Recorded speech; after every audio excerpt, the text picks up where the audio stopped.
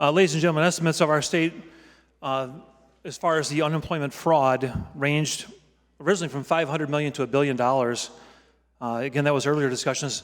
However, the acting IDS director this last week mentioned that even though she couldn't offer any clarity on Illinois' situation, that other states, somewhat similar in Illinois to the population, had fraud levels that hit the $4 to $8 billion range, as much as our entire trust fund deficit. Just imagine for a minute if this entire trust fund deficit is all related to fraud. Now that disturbs me.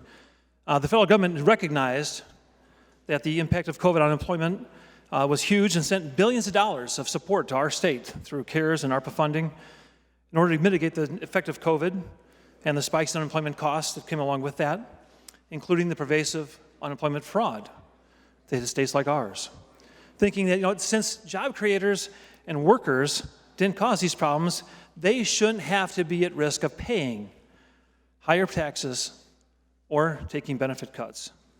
So by not paying the UI trust fund deficit with unspent ARPA money, this bill has the effect of saddling job creators with a massive tax hike on every job in Illinois and a potential cut to benefits for workers who need help, even though we were given all the money we need to cover the entire trust fund deficit and still have money left to pay for other COVID-related expenses.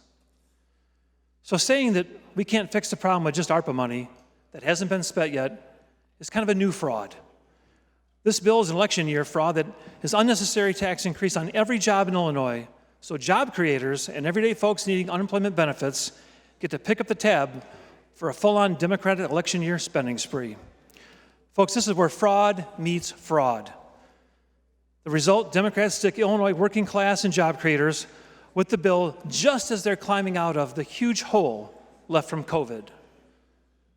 The first unemployment fraud was a criminal conspiracy against the state of Illinois.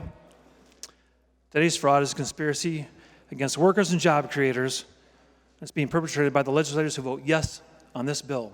Vote no.